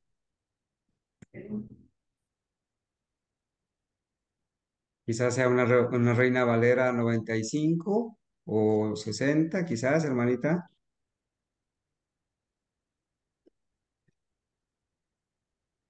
Bueno, lo digo porque allí empieza diciendo, sé, ¿sí? Sé tu tribulación, pero en la versión, en la, en la Reina Valera Gómez, dice así, permítame leer un ratito, hermano Sebastián. En la Reina Valera Gómez dice así. Yo conozco tus obras y tu tribulación y tu pobreza, pero tú eres rico, y la blasfemia de los que se dicen ser judíos y no lo son, mas son sinagoga de Satanás. Ok, ahí empieza diciendo, yo conozco tus obras, ¿no? En cambio, en la otra versión dice, sé, está bien. Y en la versión antigua, 1909, dice también lo mismo, ¿no? Yo conozco tus obras, como para hacer un poquito la diferencia, pero el texto está bien leído y bueno, aquí lo hemos confrontado también con otras dos versiones. Adelante, mi hermano, y gracias, hermana Marcela. Gracias, Gracias. hermana. Hermano Bueno, Sebastián, sí, bueno, yo sé que ya pasó lo que estaba analizando en el verso anterior, y hay un texto que dice que habla de Jesucristo, dice, un niño nos es nacido, hijo nos es dado, el principado sobre su hombro, algo así, no recuerdo qué texto se encuentra donde dice Isaías Dios nueve fuerte, seis. Padre, ¿cómo? Isaías 9:6, hermanita. Exacto, y dice Dios fuerte, Padre eterno y príncipe de paz. Entonces, en estos días un evangélico me decía que Jesús era el mismo Padre y ellos se apegan de estos textos bíblicos para decir que Jesús es el mismo Padre y Jesús es el mismo Espíritu Santo y todos tres están en uno y que no hay tres. Entonces, quería como resaltar un poquito esto. gracias, hermana. Muchas gracias. Vamos a leer la nota y vamos a entrar a analizar el versículo. Dice, nota 4: piense en la aprobación, tribulación, pobreza, riqueza. Cuando nosotros vemos el versículo, dice, yo conozco tus obras y tu tribulación. Vuelvo y digo que me sorprende un poco no haber encontrado en el Espíritu de Profecía mensajes sobre Esmirna. Pero cuando nuestras obras son transparentes delante de Dios, el Señor no tiene reproche alguno. Y quizá sobre esta iglesia, la pureza de la verdad en tiempo de persecución aflora, da fruto, porque no es posible ser un cristiano a medias cuando se es perseguido, cuando constantemente la amenaza hacia la vida es una constante, vale la redundancia, ¿no? Cuando por ser cristianos o identificarnos como cristianos ya nuestra vida corre peligro. Entonces el Señor dice, yo conozco tus obras y tu tribulación y tu pobreza, pero tú eres rico. El versículo tiene dos partes. La primera parte en la que el Señor nuevamente dice, yo conozco tus obras y tu tribulación y tu pobreza, pero tú eres rico. ¿A qué tribulación hará alusión el versículo? Pero bueno, comencemos. Primero, respecto a conocer las obras, eran obras de santidad y de pureza porque no hay ningún reproche sobre ellas. Sobre lo que dice tu tribulación, sabemos que la iglesia de Esmirna estaba en el periodo que va entre el siglo 100 y casi muy cerquita a la llegada de Constantino. Fue cuando la persecución contra la iglesia se enfureció mucho más, cuando el Imperio Romano sintió que frente a las invasiones bárbaras, el cristianismo comenzaba a ganar mucho terreno y decidió perseguir a los cristianos. Fueron vistos como un problema nacional y como una causa de división del imperio. Entonces comienzan a perseguir a los cristianos. Ya al final, como la estrategia a Satanás no le resulta porque entre más perseguía a la iglesia, más grande se hacía, pues se levanta Constantino y termina mezclando la verdad con el error a través de sus edictos y su conversión, que fue una conversión política al cristianismo, no fue una conversión real, sino una estrategia política. Entonces, la tribulación es porque son perseguidos y su pobreza. Y la blasfemia de los que dicen ser judíos y no lo son, que es la segunda parte del versículo 9, sino que son sinagoga de Satanás. Bueno, ya vimos en la iglesia anterior, ¿sí? Dice, has probado a los que dicen ser apóstoles y no lo son, y los has hallado mentirosos, ¿sí? Aquí ha probado esta iglesia a los que dicen ser judíos y no lo son, sino que son sinagoga de Satanás. Esto lo está escribiendo el apóstol Juan. Pero si nosotros miramos, el apóstol Pablo deja muy claro que ya no hay, en la muerte de Jesús, ya no hay separación entre judíos y gentiles o cristianos, ¿sí? Y ahora quien acepta al Señor Jesús, en cuanto a la cuestión de la circuncisión, ya no hay circunciso o incircunciso, sino que todos hemos llegado a ser iguales al Señor Jesucristo. Hemos llegado a ser iguales ante el Señor Jesucristo. Y el versículo 10 dice, ¿qué palabras de conforte se hablan? ¿Qué es lo que se le dice? ¿De qué manera se conforta a la iglesia? Versículo 10, primera parte, por favor.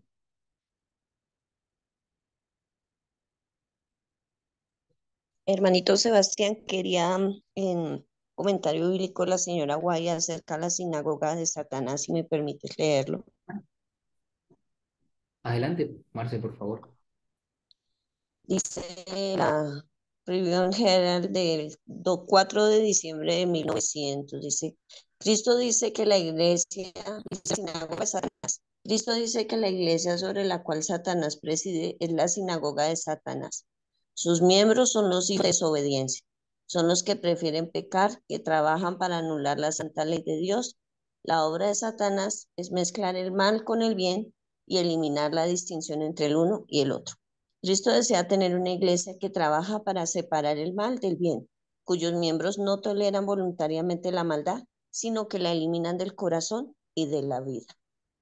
O sea, hace la claridad de lo que es la sinagoga de Satanás, ¿no? Muchas veces tengamos el error con lo que es la verdad, o la verdad con el error, y hace, nos muestra esa clara distinción, ¿no?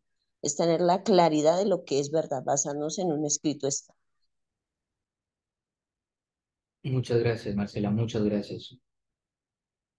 Eh, Esas son respecto a las palabras de conforte que se hablan, ¿alguien puede leer por favor el versículo 10? Apocalipsis, capítulo 2, versículo 10.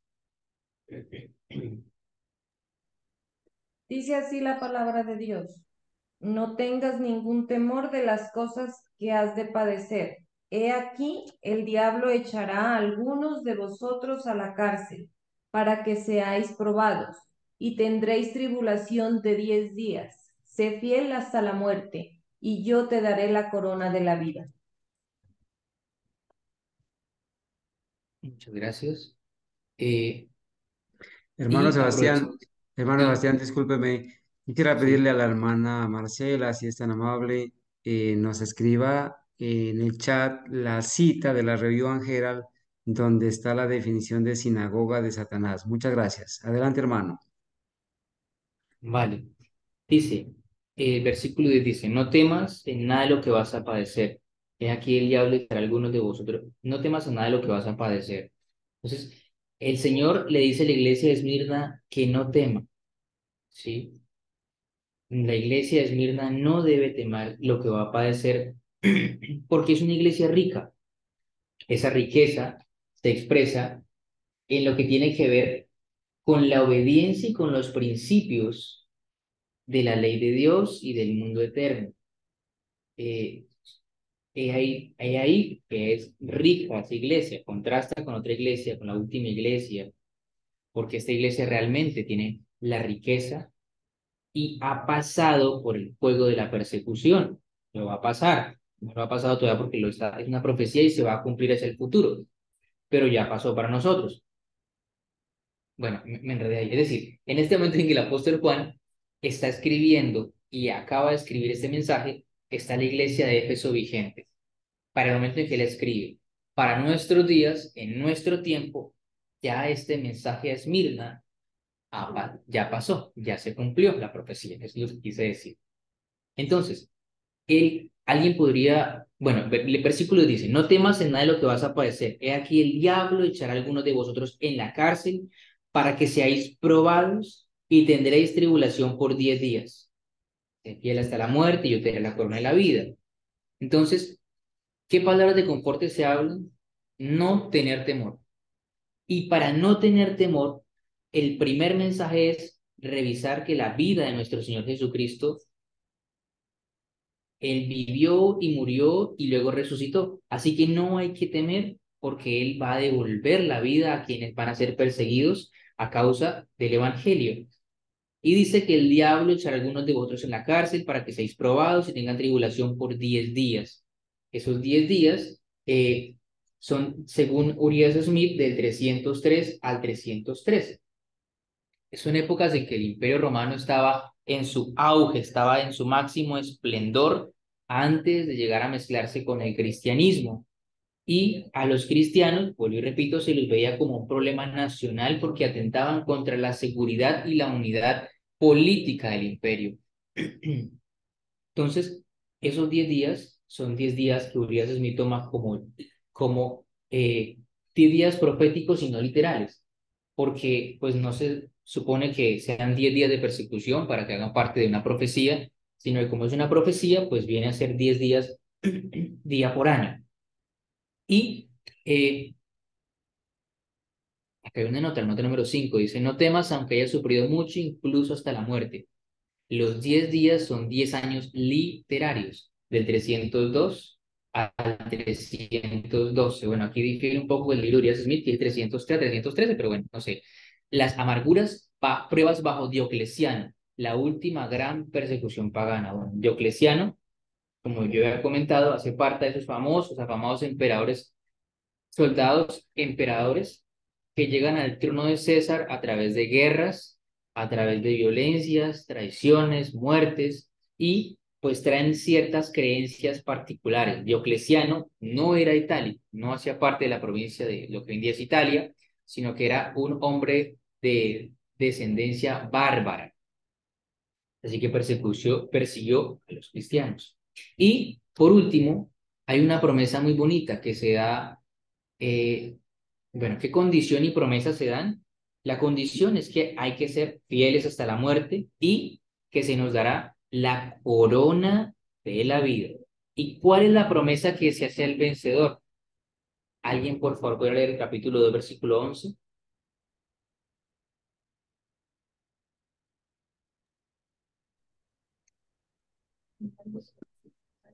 El que tiene oído, oiga lo que el Espíritu dice a las iglesias.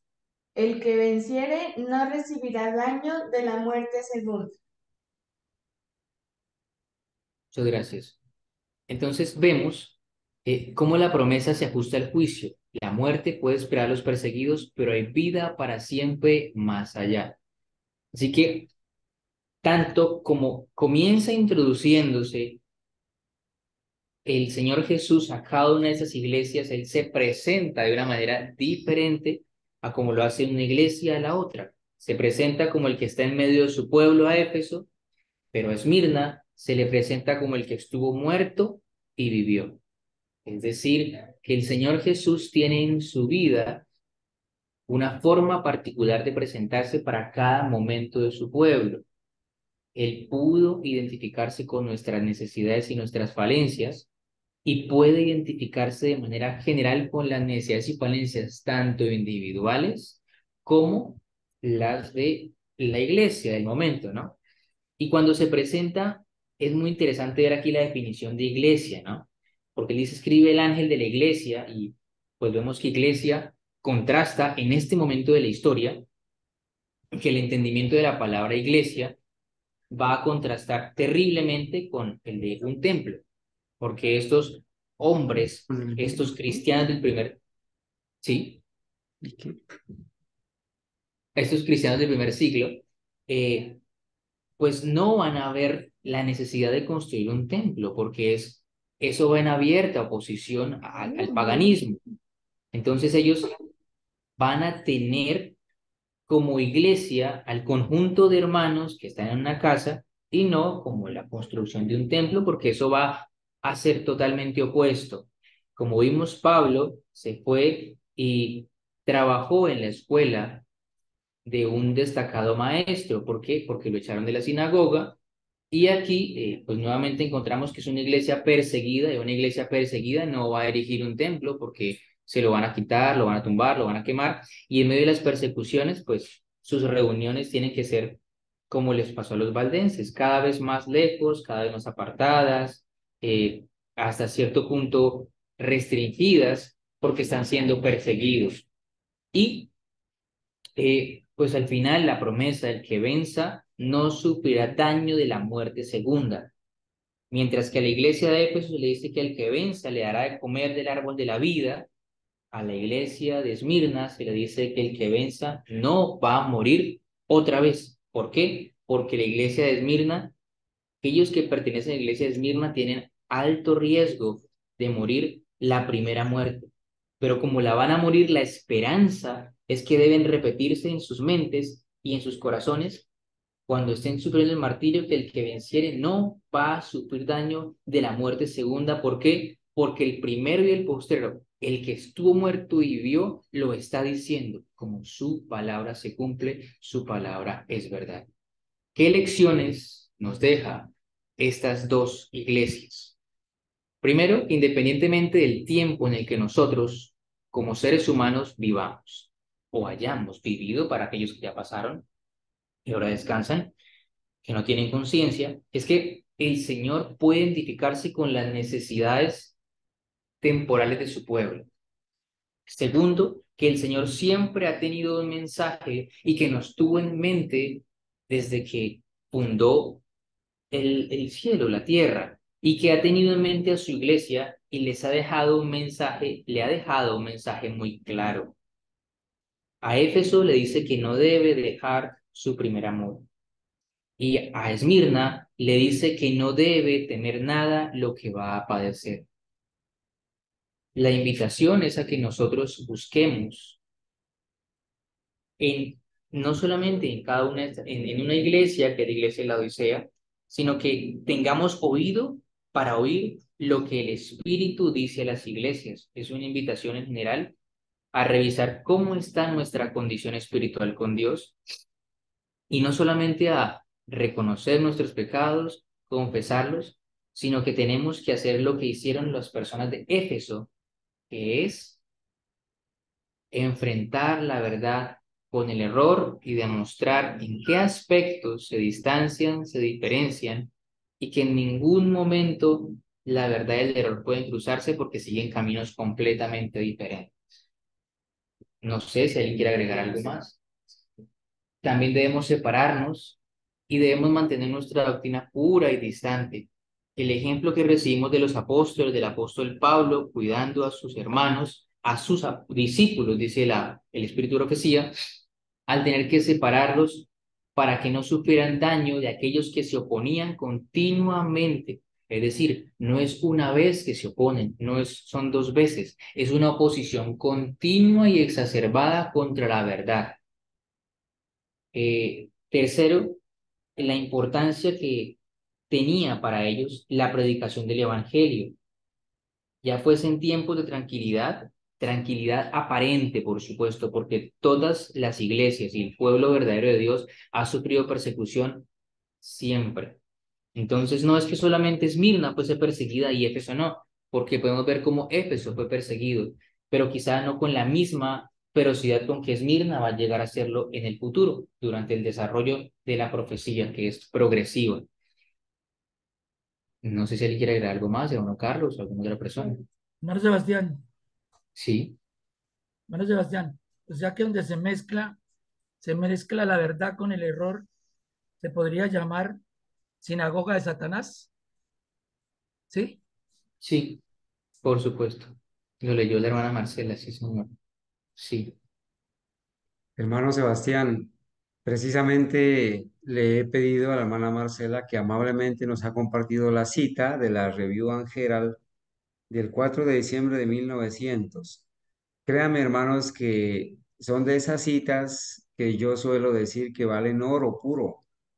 Gracias, hermana Marcela, y gracias a Dios por esa cita tan valiosa. Y es que la cita es tan clara, hermanos. La profeta de Dios dice claramente que Cristo dice, ahí en la cita dice así, Cristo dice, no es la hermana White, sino Cristo. Cristo dice que la iglesia sobre la cual Satanás preside es la sinagoga de Satanás y va a dar las características. ¿Cuál es la iglesia sobre la cual Satanás preside y a la que se le llama sinagoga de Satanás? Sus miembros son los hijos de desobediencia. Y noten esta característica. Son los que prefieren pecar. Cuando una iglesia enseña que no puedes dejar de pecar porque naciste pecador y que solamente cuando Cristo venga vas a dejar de pecar, te da licencia para pecar, y esa iglesia son los que prefieren pecar. No quieren apartarse de dejar de pecar porque nacieron pecadores, dicen. Son los que prefieren pecar. Son los que trabajan para anular la ley de Dios. La obra de Satanás es mezclar el mal con el bien y eliminar la distinción entre lo uno y lo otro. Cristo desea tener una iglesia que trabaja para separar el mal del bien, cuyos miembros no toleran voluntariamente la maldad, sino que la eliminan del corazón y de la vida. Es triste decirlo, hermanos, pero si nos ponemos a analizar las características de esas denominaciones, de esas corporaciones adventistas, cuando enseñan que no podemos dejar de pecar, están prefiriendo pecar y están trabajando para anular la ley de Dios. Entre esas personas habrán muchas personas que van a entender esto y van a salir de esa sinagoga de Satanás. Y eso no lo digo yo ni la hermana White, lo dice Cristo, porque ella dice, Cristo dice. Gracias, hermano Alfonso, por la pregunta. Gracias por la cita, hermana Marcela, nuevamente.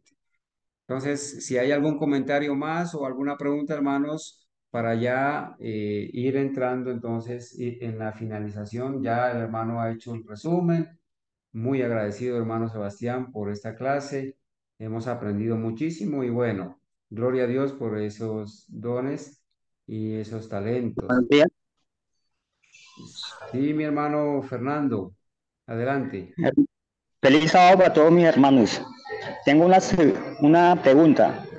Es que hace poco el hermano Jimmy hizo un comentario donde él dice que si nosotros en este momento nos estamos reuniendo por WhatsApp, que eso significa que nosotros no estamos estudiando en la iglesia. Entonces me quedé con esa duda. Los que estudiamos por WhatsApp, ¿no estamos estudiando realmente en la iglesia? Gracias. Hermano Fernando, Porque, perdón, don Carlos, perdón, y porque me acordé algo, porque él dice que por este medio que nosotros utilizamos, el WhatsApp, él dice que esto es un medio, pero que no es iglesia. Entonces quedé con esa duda. ok, hermano Fernando, bueno, gracias por la pregunta y gracias por la confianza en preguntar, ¿no?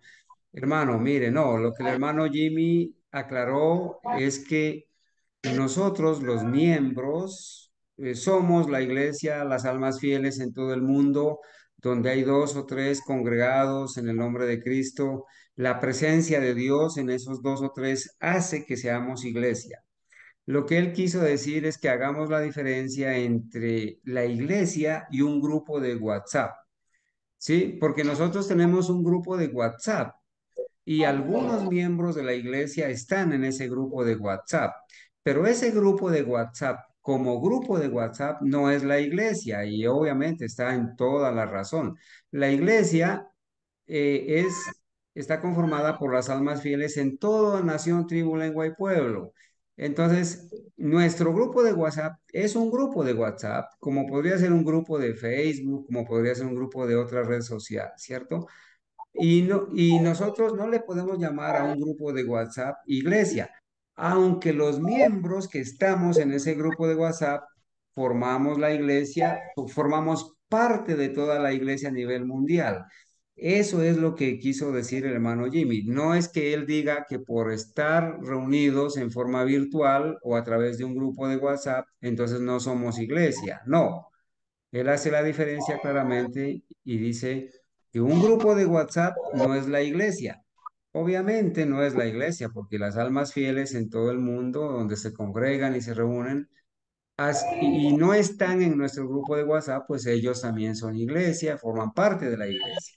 Entonces, en ese sentido, hermano Fernando, nosotros tenemos un grupo de WhatsApp que gracias a Dios compartimos, hablamos, compartimos materiales, pasan cosas lamentables en ese grupo de WhatsApp, tristes que nos sacan lágrimas, nos hacen llorar, pero es un medio que hemos creado para comunicarnos, para compartir por esta sala de Zoom. Y la diferencia, pues el hermano la hizo y obviamente, ningún grupo de WhatsApp, digámoslo así, es iglesia, porque, por ejemplo, nosotros los que estamos conectados ahorita formamos parte de la iglesia verdadera y no todos están en el grupo de WhatsApp, ¿sí? Pero somos iglesia. Esa es la diferencia, hermano Fernando. No sé si le quedó claro, hermanito. Sí, hermano, muchas gracias. Amén, hermano. Bueno, entonces quiero preguntar si ya mi hermano Hugo está con nosotros. Hermano Hugo, no lo veo en la lista. Confírmeme que ya está.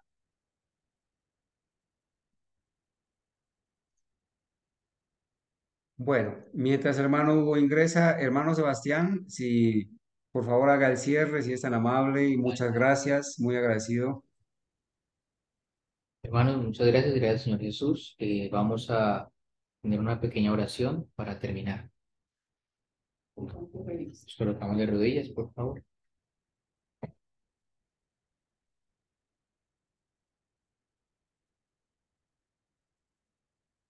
Querido Dios y eterno Padre, cuya morada está en lo alto de los cielos, te damos gracias porque tú te presentas a nosotros, Señor Jesús, con un mensaje que siempre trae esperanza, pero también con un mensaje que si nuestros actos y nuestras obras no están actuando bien, trae reproche, siempre con el único propósito que nosotros demos el brazo a torcer y decidamos no vivir nosotros más, sino que Cristo viva en nosotros. Gracias, porque en medio de las pruebas y las tribulaciones y de las dificultades que nosotros pasamos en la vida, Señor, estás presente. Te manifiestas a nosotros como aquel que está en medio de los candeleros de oro, está en medio de su pueblo, pero también como aquel que murió y resucitó. Cada una de estas promesas, cada uno de estos reproches, que son 7, vienen y llegan hasta nuestros días. Permite, Señor Jesús, el que tiene oído, que nosotros podamos tener oído para oír lo que el Espíritu dice a las iglesias. Vivimos en tiempos difíciles, aunque nos hemos acostumbrado a creer y hemos aceptado hasta cierto grado mentiras de Satanás, creyendo que son tiempos fáciles, pero no lo son. No lo son porque la verdad está mezclada con el error y tenemos que ser unos edificadores de murallas, Señor Jesús. Debemos edificar la muralla en tiempos angustiosos y no es fácil. Grande es nuestra labor, Señor Jesús, y debemos, eterno Padre, ser fieles en lo más íntegro de nuestra vida. Ayúdanos, eterno Dios, a volvernos hacia ti con todo nuestro corazón, que podamos purificar y limpiar el templo del alma, barrer de nuestras casas, de nuestra mente, de nuestra boca, de nuestras manos, de nuestros pies, todo camino de mentira y todo camino de falsedad. Que podamos tomar nuestra verdadera identidad, que es una identidad que está basada en ser hijos de Dios y no tiene mezcla alguna con instituciones en esta tierra, con relaciones en esta tierra, con filosofía humana, sino que podamos, eterno Padre, tener la humildad de reconocer que debemos estudiar tu palabra, el espíritu de profecía y la historia. Gracias, eterno Dios, porque a través de el don de tu Santo Espíritu de profecía, dado a la señora White, podemos ahora, eterno Padre, estudiar y expandir la Biblia. Gracias porque a través de la labor de estos pioneros que se esforzaron y que leían capítulo a capítulo, versículo a versículo, párrafo por párrafo, oración por oración, pudieron, eterno Padre, desentrañar aquellas profecías que en un principio estaban selladas, pero también pudieron desentrañar para nosotros de una manera mucho más sencilla y digestible, para poder digerir mejor nosotros aquellas que no lo estaban, como el Apocalipsis. Permite que en este santo día sábado estas horas puedan ser empleadas en la meditación, puedan ser empleadas, eterno Dios, en buscar ese tesoro que está escondido, que podamos cavar, eterno Dios, y que conforme a tu misericordia podamos obtener fuerzas de lo alto para aceptar que si hemos recibido un mensaje, como le pasó a los Efesios, que está incompleto y llega a nosotros una verdad nueva, podamos atesorarla y seamos bautizados en ella y podamos reconocer de dónde hemos caído y podamos nuevamente tornarnos a nuestro primer amor. Gracias, eterno Padre, por la bendición que nos das de reunirnos a través de estos medios. Gracias porque son cosas inimaginables. Yo nunca imaginé cuando éramos niños, bien, yo en mi caso, que se pudiera estudiar la palabra, Señor Jesús, estando aquí, en un pequeño pedazo de la tierra, y otra persona que esté en cualquier parte del mundo puede tener acceso a tu palabra, al estudio de tu verdad. Gracias, porque tú has escogido un puñado de tus hijos y permítenos, eterno Padre, no perder oportunidad para predicar acerca de tu verdad, que podamos ser abiertos, pero también podamos ser sabios. Ayúdanos, eterno Padre, a tener sabiduría para saber cómo atraer a quienes están a nuestro alrededor. Danos la sabiduría de Pablo para poder predicar a aquel Dios no conocido, como él utilizó ese epitafio en ese lugar que solo encontró. Nosotros podamos utilizar las herramientas que están a nuestro alrededor para despertar el interés. Que se pueda asestar un duro golpe contra el paganismo, en este caso un duro golpe contra la verdad mezclada con el error, y Señor Jesús, que podamos ser honestos, honrados, puros, pulcros y santos a la luz de nuestro Señor Jesús. Y te lo agradecemos todo, eterno Padre. Amén.